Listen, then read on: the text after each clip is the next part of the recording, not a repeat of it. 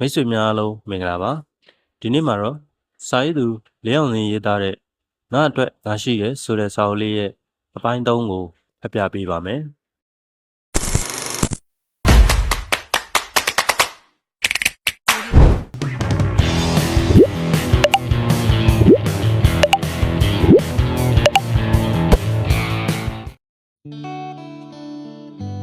ဂီတတန်စင်တဲ့သချင်းတွေဟာ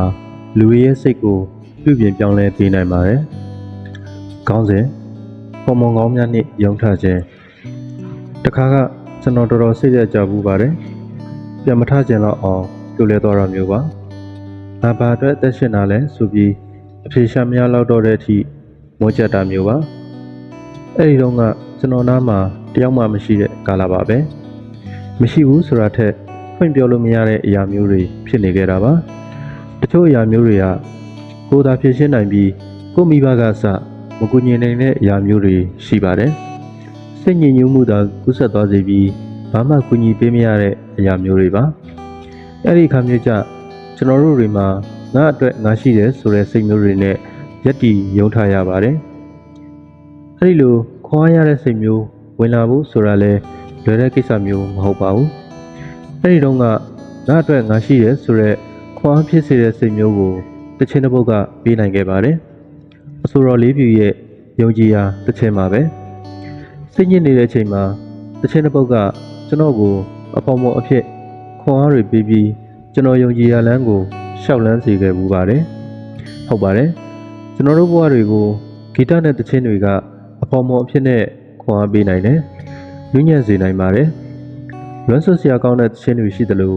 ချစ်စရာကောင်းတဲ့ပျော်ရွှင်ပွဲသချင်းတွေလည်းရှိပါတယ်။အဲ့ဒီတိုင်းခွန်အားတက်စေတဲ့သချင်းတွေလည်းအများကြီးရှိပါတယ်။သချင်းတွေက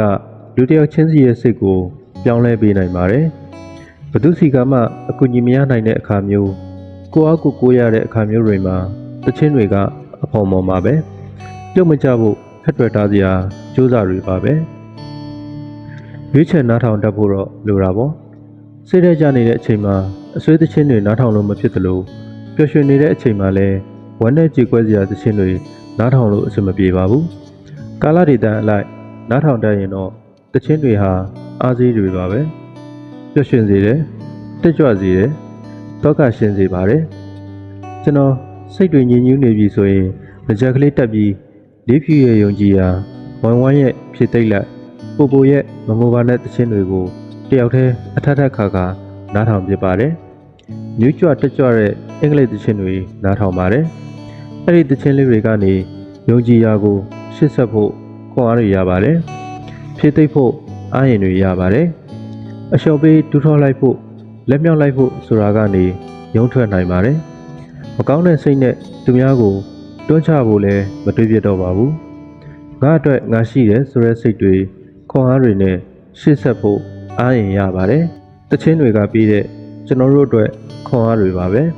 ။စိတ်ညစ်နေတဲ့အခါခွန်အားရစေမဲ့တခြင်းတစ်ပုဒ်လောက်နားထောင်ကြည့်ပါ။ကျွန်တော်တို့မှာဖြစ်ပေါ်နေတဲ့အခက်အခဲတွေစိတ်ပြည့်အားငယ်ခြင်းတွေကိုဂီတနဲ့တခြင်းစာသားတွေကဖြည့်ဖြက်တွန်းအားပေးပါလိမ့်မယ်။ကျွန်တော်တို့တွေယုံကြည်ရာအိမ်မက်တစ်ခုအတွက်တိဆောက်နေရင်ပြိုလဲခြင်းတွေစိတ်ပြည့်အားငယ်ခြင်းတွေကြုံရတဲ့အခါခွာရမဲ့သချင်းတွေနားထောင်ကြည့်ပါပြန်လည်ရုံထနိုင်မှာအမှန်ပါပဲသချင်းတွေနဲ့ကျွန်တော်တို့ရဲ့စိတ်ရအားနည်းခြင်းတွေကိုမောင်းထုတ်ကြရအောင်သချင်းတွေနဲ့ကျွန်တော်တို့ရဲ့ဝမ်းနည်းသောကတွေကိုမျှောချတွန်းထုတ်ပြကြရအောင်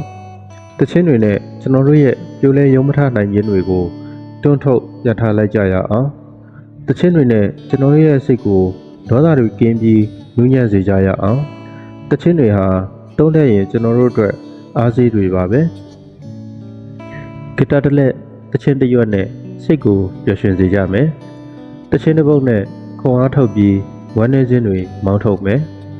တန်စင်တစ်ခက်ချိုတာလက်နဲ့ပြိုလဲခြင်းတွေတွဲထူမယ်ဒီဂျေတစ်ပုတ်တန်တာညွတ်ပြီးယုံကြည်ရာအတွက်ခရီးဆက်မယ်တခြင်းတွေနဲ့ပြန်ထမယ်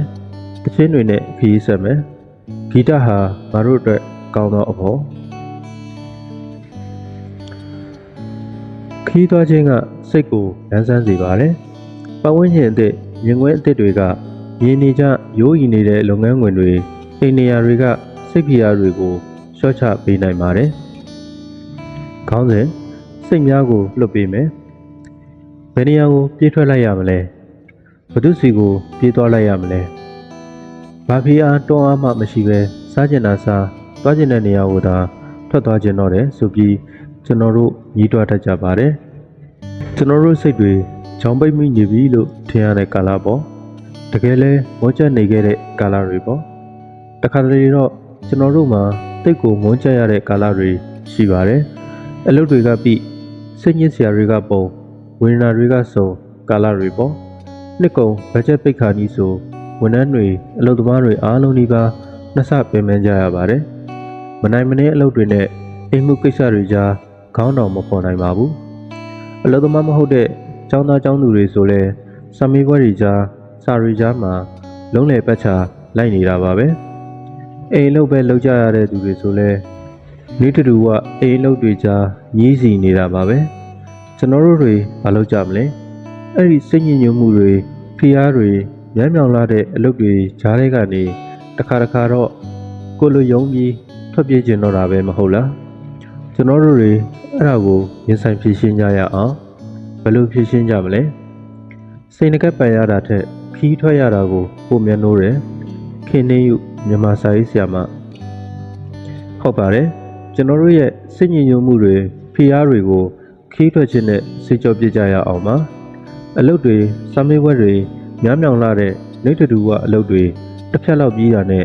ကျွန်တော်တို့စိတ်တွေကိုလွတ်ပေးလိုက်ကြရအောင်ဘယ်စီကိုလဲဆိုတော့တောင်တန်းစိမ့်စိမ့်တွေပင်လယ်ပြင်တွေ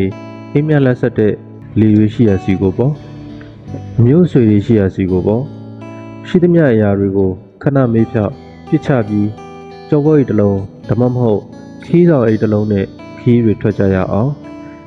ကျွန်တော်ကတော့ဆ iam မခင်နီကိုပြောသလိုစိန်ရွှေတွေဝယ်ရတာထက်ခီးသွားရတာကိုပုံမမောပါတယ်လမ်းစဉ်ဝင်ငွေတွေက15ရာခိုင်နှုန်းကိုခီးသွားဖို့အတွက်ကျွန်တော်အမြဲစုထားလေးရှိပါတယ်အဲ့ဒီအတွက်နှစ်စဉ်နှစ်တိုင်းအလုပ်တွေဘဝမောတွေကြားထဲကနေပြေးထွက်ပြီးခီးတွေသွားပြပါတယ်ခီးသွားခြင်းကဘာကျိုးကျေးဇူးတွေရနိုင်တယ်လဲခီးသွားခြင်းကကျွန်တော်တို့စိတ်ကိုလက်ဆက်လန်းဆန်းစေပါတယ်ပတ်ဝန်းကျင်အသစ်မြင်ကွင်းအသစ်တွေကကျွန်တော်တို့ရဲ့မြင်နေကြရိုးရီနေတဲ့လုပ်ငန်းခွင်တွေအိမ်နေရာတွေကဖိအားတွေလျှော့ချပေးနိုင်ပါတယ်ပတ်ဝန်းကျင်အသစ်ကလူတွေနဲ့အစားအစာတွေကကျွန်တော်တို့ရဲ့စိတ်မလန်းဆန်းမှုတွေဖိအားတွေကိုရေမောပျော်ရွှင်စေခြင်းစိတ်ချနှံ့မှုစုံတရားရရှိစေခြင်းအဖြစ်ပြောင်းလဲပေးနိုင်ပါတယ်ရရှိတဲ့ဒေသန္တရဘုဒ္ဓတွေနဲ့ပတ်ဝန်းကျင်အသစ်ကကျွန်တော်တို့ကိုစိတ်ချမ်းသာမှုတွေပေးပါတယ်တယောက်တည်းခီးထွက်တဲ့အခါလွတ်လပ်ပျော်ရွှင်ခြင်းအရာသာနဲ့စိတ်ချမ်းမြေ့ခြင်းကိုရရှိစေပါတယ်တကယ်ချင်းတွေမိသားစုတွေနဲ့ခီးထွက်ခြင်းကပျော်ရွှင်ကြည်နူးစရာကောင်းပြီးချစ်ခင်ရင်းနှီးမှုကိုပို့တိုးစေပါတယ်ကိုယ်ဝင်ငွေနဲ့ငွေအများကြီးမသုံးနိုင်ရင်လည်းကိုယ်အမျိုးဆွေတွေတကယ်ချင်းတွေရှိရာကျေးလက်ဒေသကလေးတွေကိုခီးထွက်နိုင်ပါတယ်အေးမြလက်ဆက်တဲ့အရာတွေရှိတဲ့ကျေးလက်ဒေသတွေဟာကျွန်တော်တို့စိတ်ကိုတွက်လက်ပေါ်ပါစေပြီးလန်းဆန်းစေပါတယ်ကိုယ်အနီးနားမှာရှိပြီးကိုမရောက်ဘူးတဲ့ငွေကြေးအကုန်ကျသက်သာတဲ့နေရာလေးတွေကိုလည်းခီးထွက်နိုင်ပါတယ်နေချင်းပြန်ခီးတို့လေးတွေပေါ့ခီးထွက်ခြင်းကဘဝကိုကျမ်းမာပျော်ရွှင်စေမဲ့အဖော်မော်ကောင်းပါပဲအဲဒါကြောင့်ကျွန်တော်တို့ရဲ့ပိတ်လောင်နေတဲ့စိတ်တွေမောကျနေတဲ့စိတ်တွေကို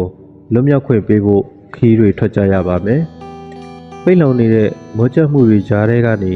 ရုံထွက်ပြီးစိတ်ကိုလက်ဆက်ပေါ်ပါသွားစေဖို့ခီးထွက်ကြရပါမယ်စိတ်ခင်ပျော်ရွှင်ခြင်းတွေလွတ်လပ်တဲ့အရာတွေကိုခံစားဖို့ခီးထွက်ကြရပါမယ်အသက်ရှင်နေခြင်းနဲ့ဆိုရင်တော့အားလုံးကိုလွှတ်ချပြီးကျွန်တော်တို့စိတ်လွတ်လပ်မှုအပြည့်နဲ့အနည်းဆုံးတစ်နှစ်တစ်ခါလောက်တော့ခီးတွေထွက်ကြရအောင်မွန်းကျမှုတွေကိုခေါ်ဝါကြလမ်းဆန်းမှုတွေကိုတည်လာကြဖို့ခီးထွက်ကြမယ်ပိတ်လောင်မှုတွေကိုဖွင့်စိတ်ပျော်ရွှင်ခြင်းတွေရွတ်လွှင့်မှုခီးထွက်ကြမယ်ဝမ်းနည်းမှုတွေကိုထုတ်လမ်းဆန်းမှုတွေကိုထုတ်ဖို့ခီးထွက်ကြမယ်ပြိုလဲခြင်းတွေကိုလွှင့်စိတ်သက်လူသက်နားဆွင့်မှုခီးထွက်ကြမယ်ခီးထွက်ခြင်းကဘဝကိုခွန်အားသစ်တွေပြီးကြောင်းသိဖို့ခီးထွက်ကြမယ်။စာအုပ်တွေကကျွန်တော်တို့ရဲ့အုံနောက်နဲ့နှလုံးသားအတွက်စေလုံးလေးတွေပါပဲ။ခေါင်းစဉ်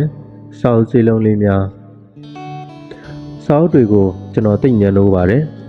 အထူးသဖြင့်ကျွန်တော်ပြုတ်လဲနေတဲ့အချိန်တွေမှာပို့ချရပါတယ်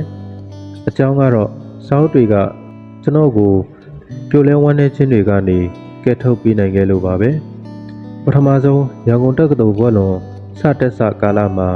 ကျွန်တော်တကယ်စစ်တစ်ယောက်ရပါတယ်သူ့နာမည်ကဂျွန်စီပါမြန်မာနာမည်ရှိပေမဲ့သူ့အိမ်နာမည်ဂျွန်စီကိုပဲခေါ်ရတာလက်သက်တာမို့ဂျွန်စီလို့ပဲခေါ်ပေးခဲ့ပါတယ်သူ့အဖေကမြန်မာဖြစ်ပြီးသူ့အမေကဂျပန်လူမျိုးပါသူ့နာမည်ကိုမှဂျွန်စီလို့ဘာလို့အိမ်မှာခေါ်ကြတယ်လဲတော့ကျွန်တော်မေးမကြည့်ပြခဲ့ပါဘူးအဓိကသူနဲ့ကျွန်တော်ပေါင်းမြစ်တဲ့အကြောင်းရင်းကစာအုပ်တွေနှစ်သက်တာချင်းတူနေတာနဲ့စာကြည့်တိုင်းမှာအချိန်ဖြုံးရတာကိုညှိုးတာတူနေတာကြောင့်ပါပဲဂျွန်စီတို့ကတန်ယုံကပေးထားတဲ့အိမ်ယာတစ်ခုမှာနေတာပါသူ့အမေကတန်ယုံဝန်ထမ်းဆိုတော့စာသိပ်ဖတ်ပါတယ်ကျွန်တော်အမေကလည်းကျေးလက်တော်သူပေမဲ့မဂဇင်းတို့သတင်းစာတို့ကအစရုံးချင်းဝတ္ထုတွေအထိစိတ်ဝင်စားဖတ်တတ်သူပါစကားချက်အနေနဲ့ကျွန်တော်အမေဟာလေးတန်းသာအောင်ခဲ့တာပါစာဖတ်ခြင်းဝါသနာအလေးကပညာတတ်ခြင်းမတတ်ခြင်းနဲ့မဆိုင်တာကိုပြောချင်တာပါအဲဒီတော့အမေချစ်ကျွန်တော်တို့နှစ်ယောက်လုံးစာဖတ်ဝါသနာပါတာမဆန်းလာပါဘူးစန်းနာကဥမစားတာပါဂျွန်စီတို့အိမ်ကိုကျွန်တော်လိုက်သွားရာကစားခဲ့တာပါသူတို့အိမ်ကဂျပန်အငွေ့သက်အပြင်စင်ကလေးနဲ့ချစ်စရာကောင်းနေတာပါပဲစပွဲဘူးလေးနဲ့ကျမ်းပေါ်မှာထိုင်ကုန်ငင်းကလေးတွေနဲ့ပါစမ်းတယ်ဆိုတဲ့အရာကသူတို့အိမ်ထဲမှာစာအုပ်တင်တဲ့ခပ်ပူပူစင်ကလေးတွေရှိနေတာပါပဲစင်တစ်ခုစီမှာစာရန်ကလေးတွေလည်းထိုးထားပါတယ်ညနေဆောင်ချိန်ဖတ်ဖို့မနက်ခင်းတွေမှာဖတ်ဖို့ပြိုလဲခြင်းတဲ့အချိန်ဖတ်ဖို့အိမ်မပြောတဲ့အချိန်ဖတ်ဖို့မေတ္တာအားနည်းလာတဲ့အခါဖတ်ဖို့ဒေါသထွက်နေတဲ့အချိန်ဖတ်ဖို့တဲ့လဝါကလေးနှစ်ဖက်ဖြန့်ထားသလိုစောင်းစင်ပူလေးတွေအများကြီးပါပဲချစ်စရာကောင်းသလိုကျွန်တော်အတွက်တော့စမ်းပြပြီးအံ့ဩနေတော့တာပါပဲနောက်တော့မှဂျွန်စီကရှင်းပြပါတယ်အဲဒီစောင်းစင်ကလေးတွေအားလုံးအတွက်ပေးထားတဲ့နာမည်ရှိတယ်တဲ့စောင်းစင်လုံးကလေးများတဲ့သူတို့အိမ်ကလူတွေဒေါသထွက်တဲ့အခါဝမ်းနဲ့ကြေကွဲရတဲ့အခါဖြစ်ဖြစ်စိတ်ထဲကျတဲ့အခါဖြစ်ဖြစ်ဒီအေကန်တွေကစောင်းစင်လုံးလေးတွေနဲ့ပူဇော်ကြတာတဲ့အဲ့ဒီအတွက်သူတို့အိမ်ကလူတွေမှာကြာစိတ်ညစ်လိမရှိသလိုဒေါသတွေနဲ့အော်ဟစ်နေကြတာလည်းမရှိပါဘူးတဲ့ကျွန်တော်စိတ်ထဲသဘောတွေကျနေမိတော့တာပါပဲလူဆိုတာအကျင့်ကောင်းကိုတွေ့တဲ့အခါအတူယူတတ်ရတယ်တင်ယူတတ်ရတယ်တဲ့ဂျွန်စီတို့အိမ်ကပြန်လာပြီးနောက်ပိုင်းမှာတော့စောင်းစေးလုံးကလေးတွေကိုကျွန်တော်ဘွားခီးထဲမှာဖက်တွယ်လိုက်တာကျင့်သုံးခဲ့ပြီးစေးလုံးလေးတွေလည်းတောက်ဖြစ်ခဲ့ပါတယ်ကျွန်တော်တို့တွေဟာကံစိတ်ဥတုအာဟာရဆိုတဲ့ဓာတ်ကြီးလေးပါးနဲ့ဖွဲ့စည်းတည်ဆောက်ထားတဲ့လူတွေမို့ကိုယ်မကျန်းမာစိတ်မကျန်းမာတဲ့အချိန်တွေအများကြီးရှိတယ်မဟုတ်လားကိုယ်မကျန်းမာခြင်းတွေဖြစ်တဲ့ခေါင်းကိုက်ခြင်းဖျားနာခြင်းဘိုင်းအောင်ဘိုင်းနာတွေဖြစ်လာတဲ့အခါယောဂနဲ့ကိုက်ညီတဲ့ဆေးတွေတောက်ရတယ်မဟုတ်လားခေါင်းကိုက်ရင်ပါရာစီတမော့ဖြစ်ဖြစ်လမ်းဆန်းဖြစ်ဖြစ်တောက်ဘိုက်ကလေးများအောင်လာဆိုအေးစ်ကလေးတောက်ပေါ့သူယောဂနဲ့သူဆေးတွေ့တဲ့အခါပျောက်ကင်းသွားကြတာပါပဲတက်တာသွားကြတာပါပဲစိတ်မကျန်းမာခြင်းတွေဖြစ်တဲ့အခါမှာတော့ကျွန်တော်တို့တွေဟာကုသဖို့ခဲရင်ပါတယ်အဲ့ဒီအခါကျွန်တော်တို့စိတ်ကိုကုသဖို့စာအုပ်တွေကအရေးပါခဲ့ပါတယ်စာအုပ်တွေကစေးလုံးကလေးတွေလိုပါပဲကျွန်တော်တို့ရဲ့စိတ်မကျန်းမာခြင်းတွေသက်သာစေနိုင်ပါတယ်ထူထောင်လာစေနိုင်ပါတယ်စာအုပ်တွေကိုဘာကြောင့်စေးလုံးလေးတွေလို့တင်စားရတယ်လဲဆိုတော့စာအုပ်တွေကကျွန်တော်တို့ရဲ့ဖြစ်ပေါ်နေတဲ့စိတ်မသက်သာမှုတွေကိုစာအုပ်မျိုးစားလိုက်ကုသပေးနိုင်ကြလို့ပါပဲစာအုပ်စေးလုံးကလေးတွေပေါ့နှလုံးသားကိုနူးညံ့စေပြီးအုံနောက်ကိုထက်မြက်စေသောစာအုပ်စေးလုံးကလေးများတချို့စာအုပ်တွေကကျွန်တော်တို့ရဲ့နှလုံးသားကိုနူးညံ့စေပါတယ်ဒေါသတွေကိုပြေလျော့စေတယ်မနာလိုမုန်းတီးခြင်းတွေကိုပြေလျော့စေတယ်ချစ်ချင်းမေတ္တာကိုတိုးပွားစေတယ်စာနာနားလည်တတ်ဖို့သင်ကြားပေးပါတယ်ဆရာကြီးဦးအောင်သိန်းရဲ့လက်ခံလိုက်စမ်းမှာတကယ်အမှုပညာစာအုပ်ကိုဖတ်ပြီးဘဝမှာမွေးရပါဖြစ်တည်လာခဲ့တဲ့အရာတွေကိုအားနည်းချက်တွေလို့မမြင်တော့ဘဲအားသာချက်တွေအဖြစ်ပြောင်းလဲယူနိုင်ခဲ့ပါတယ်ဆရာကြီးဦးနုရဲ့မိတ္တဗလနီကာစာအုပ်ကိုဖတ်ပြီး ဘဝမှာပုံမှန်နေတဲ့လူမှုနယ်ပယ်ကပေါင်းသင်းဆက်ဆံရေးတွေကိုပြုပြင်ပြောင်းလဲပြနိုင်ခဲ့ပါတယ်။ဆရာကြီးရွှေဦးတော်ရဲ့တသက်တာမှတ်တမ်းနှင့်အတွေးခေါ်များစာအုပ်ကိုဖတ်ပြီးဘဝမှာကိုပြုပြင်ထိန်းကျောင်းမှုအတူယူစရာတွေအများကြီးခွန်အားတွေအများကြီးရခဲ့ပါတယ်။ဆရာကြီးတော်ရဆွေရဲ့မှန်ကန်ရေးနှင့်ရဲရင်ရဲစာအုပ်ကိုဖတ်ပြီးဘဝမှာကိုယ့်ဘက်ကမှန်အောင်မနေနိုင်ရင်ဘယ်သူမှလမ်းပြသူဥဆောင်ဆောင်ရွက်သူအဖြစ်မပြောရဲမဆိုရဲမလောက်ကန်ရဲတော့ဘူးဆိုတဲ့အသိပညာကိုကောင်းကောင်းကြီးရခဲ့ပါတယ်။ဆရာကြီးတက္ကသိုလ်ဘောနိုင်ရဲ့တငယ်ချင်းလိုပဲဆက်ရွေခေါ်မိခိုင်ကိုဖတ်ပြီးဘဝမှာကိုချစ်ရတဲ့သူတစ်ယောက်ကိုဖွင့်ဟမပြောဖြစ်ပါပဲရေငုံနှုတ်ပိတ်ပြီးတည်သွားရမယ့်အဖြစ်ကိုဘယ်တော့မှအဖြစ်မခံဘူးလို့ဆုံးဖြတ်ချက်ချမိတဲ့အထိခိုင်ကိုတနာခဲ့ရပါတယ်။ဆရာချေဦးညိုရဲ့လင်္ကာဒီပချစ်သူစာအုပ်ကိုဖတ်ပြီးဘဝမှာလူတစ်ယောက်ကိုရှုမြင်တဲ့အခါမကောင်းတာတွေပဲကြည့်ပြီးမဆုံးဖြတ်တော့ဘူး။တခြားရှုထောင့်ဘက်ကနေခံစားပေးတတ်လာခဲ့ပါတယ်။ဆရာဖေးမင်းရဲ့နှလုံးသားအာဟာရစာအုပ်ကိုဖတ်ပြီးဘဝမှာကိုချင်းစာတတ်တဲ့လူညံ့တဲ့စိတ်ထားကိုဖြစ်စေတဲ့နှလုံးသားဖြစ်အောင်အနည်းဆုံးစင်ကြီးနေထိုင်တတ်လာခဲ့ပါတယ်။ဆရာမင်းလူရဲ့တက်ကလေးစာအုပ်ကိုဖတ်ပြီးဘဝမှာပရိပခတွေနဲ့မိဘနှစ်ယောက်ကြားနေ့စဉ်ကြုံတွေ့နေရတဲ့သားသမီးတစ်ယောက်ရဲ့ရင်ထဲကခံစားချက်ကိုနည်းနည်းခံစားရပြီးမိဘတွေအားလုံးကိုပေးဖက်ချင်လောက်အောင်လူတစ်ယောက်ကိုအတိတရားတစ်ခုပေးခဲ့ပါတယ်။ဆရာလင်္ကာကြီးကျော်ရဲ့တိမ်တွေတောင်တွေနဲ့ခရီးတဲ့စာအုပ်ကိုဖတ်ပြီးဘဝမှာကိုရုကိုချွန်စူးစမ်းခဲ့တဲ့လူငယ်တစ်ယောက်ရဲ့ဇွဲတတိပုံမျက်နှိုးပြီးချစ်ရတဲ့သူတစ်ယောက်အပေါ်ထားတဲ့ကျင့်ဝတ်ဆောင်စည်းမှုတွေကိုအတူယူလေးစားအားကျခဲ့ရပါတယ်။ဆီယမဂျူးရဲ့အမှတ်တရစာအုပ်ကိုဖတ်ပြီးစွထွေးလိုစိတ်ဓာတ်နဲ့အမျိုးသမီးမျိုးကိုတွေ့အောင်ရှာခြင်းခဲ့တယ်။ဘဝမှာစွထွေးလိုထက်မြက်ပြီးတယောက်ယောက်ကိုမပိုင်ဆိုင်လိုက်ရလို့အညိုအတေးတွေနဲ့မရှိပဲကိုလန်းကိုလျှောက်ပြီးတယောက်ယောက်ကိုကိုယ့်ဘက်ကသစ္စာတရားဘလောက်မြဲမြံကြောင်းပြနိုင်တာကိုသိအားကျလေးစားခဲ့ရပါတယ်။ဆီယမကြီးခင်နေယူရဲ့ပြည့်ရည်အိုင်စာအုပ်ကိုဖတ်ပြီးဘဝမှာရိုက်လို့အတ္တလောဘကြီးပြီးကိုယ့်ရဲ့အကျိုးစီးပွားကိုယ့်ရယူလိုမှုအတွက်သာဆိုဘသူ့ကိုခြားနေရဆိုတဲ့စိတ်ဓာတ်မျိုးမဖြစ်အောင်ကြိုးစားရမယ်ဆိုတဲ့အတ္တိတရားတစ်ခုရခဲ့ပါတယ်။ဆီယမကြီးဂျာနယ်ကျော်မမလေးရဲ့သွေးကိုဖတ်ပြီးတိုင်းသမားသားဖြစ်ဖြစ်လူမျိုးဘာသာကွဲဖြစ်ဖြစ်ကိုသွေးသားပေါ်ထားတဲ့မေတ္တာတရားဟာအတူတူပါပဲလားဆိုပြီးလူမျိုးကွဲအမှားရင်းတယောက်ရဲ့မောင်တယောက်ပေါ်ထားတဲ့မေတ္တာတရားကိုသိရှိနားလည်ပြီးကိုယ့်အမှားရင်းကိုပိုတွက်တာချစ်တတ်လာခဲ့ရပါတယ်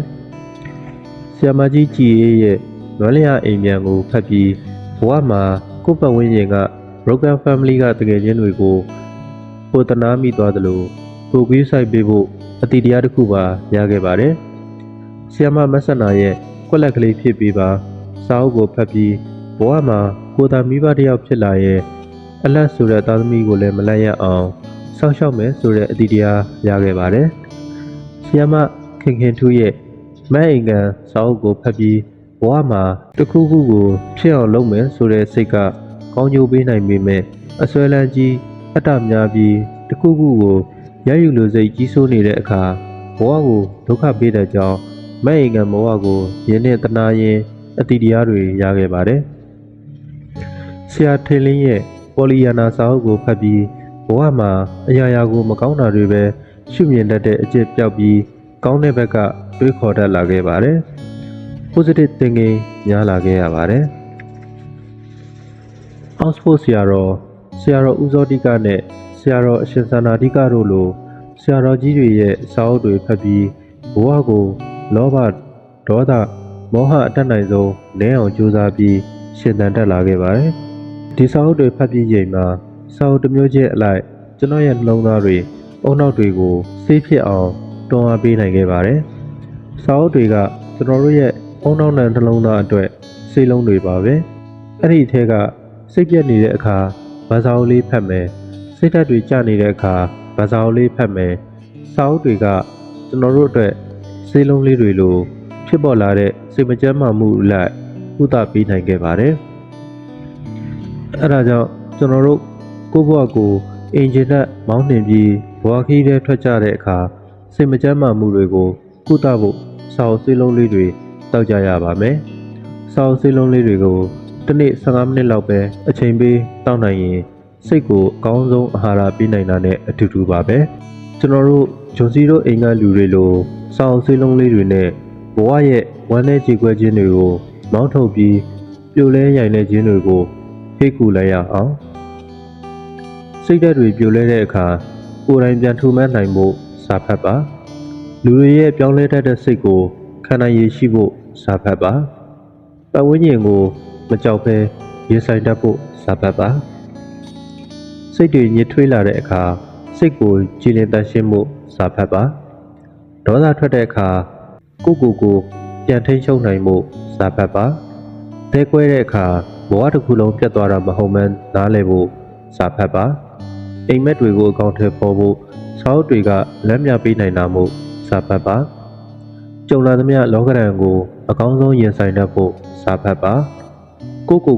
ပြန်ရှာမတွေ့တော့တဲ့အခါစာဖတ်ပါဘယ်ကနေပဲဖတ်နှလုံးသားလှပြီးစိတ်ခွန်အားရှိဖို့တစ်နေ့15မိနစ်စာဖတ်ပါတင့်ကိုယ်တင်ပြောင်းလဲဖို့စာဖတ်ပါတခြားသူကကျွန်တော်တို့မဟုတ်ပါဘူးကျွန်တော်တို့ပြုမှုတဲ့အတိုင်းပြန်ရဖို့မမျှော်လင့်ပါနဲ့ခေါင်းစဉ်မမျှော်လင့်ခြင်းဥယျာဉ်ငါအမြဲတမ်းပျော်ရွှင်မှုကိုခံစားရတယ်ဘာကြောင့်လဲသိလားအကြောင်းကတော့ငါဘသူစီကဘာကိုမှမမျှော်လင့်လို့ပါပဲမျှော်လင့်ခြင်းတွေကအမြဲတမ်းနာကျင်စေတယ်လေဝီလီယံရှိတ်စပီးယားကျွန်တော်ငယ်ငယ်ကအပေါင်းအသင်းသိမ့်မဲ့ပါတယ်အထူးသဖြင့်ကျွန်တော်ချစ်ရတဲ့တငယ်ချင်းတွေဆိုတခြားသူနဲ့တငယ်ချင်းဖြစ်သွားမှာတခြားသူကိုကိုခင်သွားမှာတိတ်ကြောက်ခဲ့တာပါကလေးတဘာဝကိုချစ်ခင်ရတဲ့တငယ်ချင်းကများတခြားသူကိုကိုခင်တွေ့သွားရင်စိတ်တော့ကရောက်ရတော့တာပါပဲညဘက်တွေဆိုအိပ်ရတယ်တော်တော်နဲ့အိပ်မပြောပါဘူးကစားရင်လဲငါကဒီလောက်ခင်နေတာမုန်းနေလဲကျွေးနေပါရဲ့နဲ့သူကတခြားသူကိုမုန်းနေကြွေးတခြားသူကိုပိုခင်နေလိုက်တာဆိုပြီးစိတ်မကောင်းဖြစ်ပြီးမပျော်ရွှင်ရပါဘူးအရွယ်ရောက်လာတဲ့အခါမှာတော့ပြင်ပစာအုပ်တွေဖတ်တရားပွဲတွေလိုက်နာကြရာကတစ်ဆင့်ကိုယ်စိတ်ကိုနားလည်လာခဲ့ပါတယ်အကြောင်းကတော့ကျွန်တော်တို့ရဲ့ပျော်ရွှင်မှုအတွက်ကျွန်တော်တို့ကတခြားသူစီကမျှော်လင့်နေခဲ့မိတာပါပဲကောင်းတာလုပ်ရင်ကောင်းတာဖြစ်မယ်ကိုပြုတ်မှုတဲ့အတိုင်းတံပြန်တက်ရောက်တဲ့တကယ်တမ်းကျကောင်းတာလုပ်တိုင်းကောင်းတာတွေတံပြန်ရလိုက်တာမျိုးကနေပါပါတယ်ကိုပြုတ်မှုတဲ့အတိုင်းကို့အပေါ်ချက်ချင်းတံပြန်တက်ရောက်မှုဆိုတာလဲရှိတော့ရှိပေမဲ့နေပါပါတယ်အချိန်ကာလတစ်ခုတော့ကြာတာအမှန်ပါပဲဒါပေမဲ့ကောင်းတာလုပ်လိုက်တာနဲ့ချက်ချင်းကောင်းတဲ့သူဖြစ်သွားတာတော့အမှန်ပါကိုပြုတ်မှုလိုက်တဲ့အတိုင်းချက်ချင်းကို့အသွင်ပြင်ဟာအပြုတ်မှုအတိုင်းဖြစ်သွားတာလဲအမှန်ပါပဲတစ်ဖက်လူရဲ့တံပြန်မှုကကြာနေကြမယ်မြန်မှာပါပဲတစ်ဖက်လူရဲ့တံပြန်လာမှုအပေါ်ကိုယ်စိတ်ကိုအာရုံပြုထားလိုက်တဲ့အခါကိုယ့်ရဲ့ပျော်ရွှင်မှုတွေဟာသူ့အပေါ်မူတည်သွားတော့တာပါပဲစီပေးရင်ဆန်ရမယ်ဆိုတဲ့စီးပွားအတွက်တွက်ချက်မှုကိုဘဝနေထိုင်မှုတွေကျင့်သုံးတဲ့အခါပျော်ရွှင်ရပါမတဲ့လားကိုပေးလိုက်တဲ့အရာကိုပြုတ်မှုလိုက်တဲ့အရာအပေါ်တစ်ဖက်လူကအတိမတ်ပြုသည်ပဲဖြစ်စေမပြုသည်ပဲဖြစ်စေကိုကမေတ္တာထားပြုမှုလောက်ကင်ပေးလိုက်တဲ့အခါကိုပျော်ရွှင်ရတာပဲမဟုတ်လားဘသူစီကမှဘာမှမမျှော်လင့်ခြင်းကကိုယ်စိတ်ကိုပျော်ရွှင်စေခြင်းတစ်မျိုးပါပဲတခါကလည်းကျွန်တော်တကယ်ချင်းတယောက်ကတမိုင်တူတွေနဲ့အလုတ်လုတ်လဲစိတ်မပါတကယ်ချင်းတွေနဲ့ဆိုင်ထိုင်ကြလဲမပျော်ရွှင်နဲ့ဖြစ်နေခဲ့ဘူးပါတယ်နှစ်ယောက်တည်းအေးစိတ်ဆုံးမှသူ့ကိုကျွန်တော်မေးကြည့်ရပါတယ်ဘာဖြစ်နေသလဲဆိုတာကိုပေါ့မေးကြည့်မှသိရတာကသူကအိမ်မှာသားအလက်ပါတဲ့အလုပ်တွေကြိုးစားပြီးရသမျှလာတာတွေလည်းပြတ်အပ်ပေမဲ့သူ့အဖေနဲ့အမြဲတမ်းကြောက်စဖြစ်ရပြီးသူ့အပေါ်အကောင်းမမြင်ဘူးလို့ဆိုပါတယ်အဲ့ဒီအတွက်သူဘာကိုမှမကြိုးစားချင်တော့ဘူးလို့ဘာကိုမှပျော်ရွှင်စရာမကောင်းတော့ဘူးလို့ဆိုပါတယ်ဟုတ်ပါတယ်ကျွန်တော်လည်းတားလတ်မှုတစ်ခါတော့သူ့လိုတွေးခဲ့မိတာအမှန်ပါအိမ်အောင်တဲ့အကြီးဆုံးအမအတွက်ပူပင်ညကြောင်းတက်နေတဲ့အငယ်လေးအတွက်ပူပင်ညနဲ့အလုံးလုံးဝင်ငွေရှာနေတဲ့ကျွန်တော်နဲ့တော့အိမ်မှာတစ်ချက်ပါပဲတကယ်တမ်းကျမိဘဆိုတာကိုသားသမီးကိုအကုန်ချစ်ကြတာပါပဲဘသူကိုတော့ပိုချစ်တာမျိုး ရှိလံကောင်းရှိပေမဲ့ဘယ်သားသမီးဒုက္ခရောက်ရောက်ပူပင်တော့ကရောက်ရတာတူသလိုဘယ်သားသမီးအပျော်ကြုံရပါစေတန်းတူရင်တွေကပျော်ကြတာပါပဲ99%သောမိဘတွေကသားသမီးအပေါ်ဗာပြန်ပေးပါစေဆိုတဲ့မျှော်လင့်ချက်မျိုးမပါပါဘူးငါသားသမီးလေးအဆင်ပြေပါစေအောင်မြင်ပါစေဆိုတဲ့စိတ်မျိုးနဲ့ပဲဝေးဖွားပြုစုပြုထောင်ပေးခဲ့ကြတာပါအလိုက်တိလို့တံမြန်မှုပြန်ရခဲ့ရင်တောင်အတိုင်းမသိပျော်နေကြတာပဲမဟုတ်လား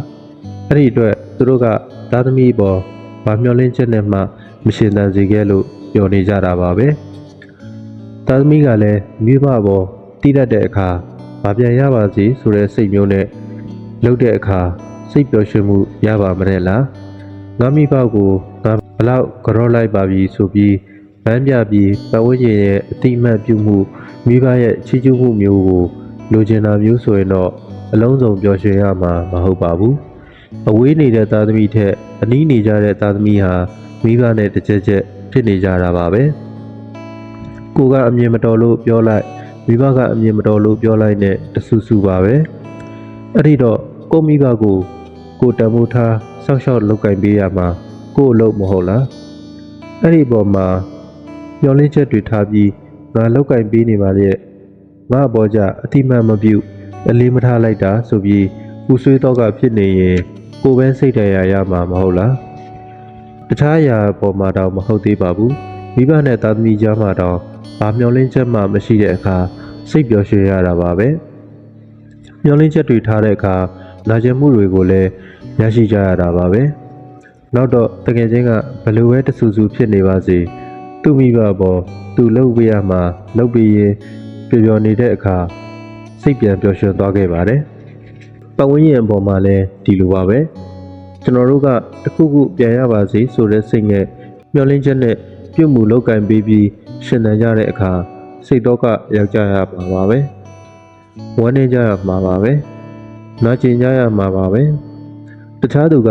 ကျွန်တော်တို့မဟုတ်ပါဘူးကျွန်တော်တို့ပြုမှုတဲ့အတိုင်းပြန်ရဖို့မမျှော်လင့်ပါနဲ့ပတ်ဝန်းကျင်မှာရှင်သန်တဲ့အခါအတတ်နိုင်ဆုံးမျှော်လင့်ချက်တွေနဲ့မရှင်သန်တဲ့အခါစိတ်သက်သာရမှာအမှန်ပါပဲစိတ်တရားတွေကလည်းနေပါမှာအမှန်ပါပဲကျွန်တော်တို့ခန္ဓာကိုယ်ပေါ်မှာရတဲ့တရားတွေထက်ကျွန်တော်တို့စိတ်ထဲမှာရတဲ့စိတ်တရားဟာပျောက်ကင်းမှုအခက်အခဲဆုံးတရားပါပဲအဲ့ဒီတော့စိတ်တရားတွေအနည်းဆုံးရှိနေဖို့လိုအပ်တယ်မဟုတ်လားအကြောင်းကတော့ကျွန်တော်တို့ရှင်သန်နေထိုင်ရတဲ့တူတောင်းလာတဲ့လူဘဝမှာပျော်ရွှင်မှုအများဆုံးနဲ့ထက်သန်ရဖို့လိုတယ်မဟုတ်လားကျွန်တော်တို့ပျော်ရွှင်မှုကိုကိုယ်တိုင်ဖန်တီးဖို့ဆိုတာကိုယ်စိတ်အပေါ်မှာပဲမူတည်တာပါပဲအဲ့ဒီထက်ကမှဘယ်သူအပေါ်မှာမှမျောလင်းချက်နဲ့ကူညီပေးလိုက်တာမျောလင်းချက်နဲ့ပြုမှုပေးလိုက်တာမျိုးမလုပ်ချင်းနဲ့ပျော်ရွှင်မှုကိုရယူလို့ရတယ်မဟုတ်လားဘယ်သူအပေါ်မှာမှမျောလင်းချက်မထားခြင်းနဲ့စိတ်တရားတွေနေပါကြမယ်ဘယ်သူအပေါ်မှာမှမျောလင်းချက်မထားခြင်းနဲ့နာကျင်ခြင်းတွေကိုအတတ်နိုင်ဆုံးလျှော့ချကြမယ်နော်မျောလင်းချက်တွေထားပြီးတစ်ခုခုအပေါ်ရင်းနှီးမြှုပ်နှံတဲ့သူဟာမျောလင်းတယ်လို့ဖြစ်မလာတဲ့အခါပူဆွေးတော့ကဖြစ်ရပါတယ်မျောလင်းချက်တွေထားပြီးတစ်ခုခုကိုပေးလိုက်တဲ့သူဟာမျောလင်းတယ်လို့ဖြစ်မလာတဲ့အခါဝမ်းနဲ့ကြေကွဲရပါတယ်မျောလင်းချက်တွေထားပြီးတစ်ခုခုအပေါ်မေတ္တာထားတဲ့အခါမေတ္တာစင်မဟုတ်တော့တာမို့နာကျင်ကြေကွဲကြရမှာပါပဲမျောလင်းချက်မပါပဲလက်တွဲကြည့်ပါမျောလင်းချက်မပါပဲကူညီကြည့်ပါမျောလင်းချက်မပါပဲမေတ္တာထားကြည့်ပါနာကျင်ခြင်းတွေကိုဝေးဝေးမှာထားပြစ်ခဲ့ကြပါစို့ပေါ့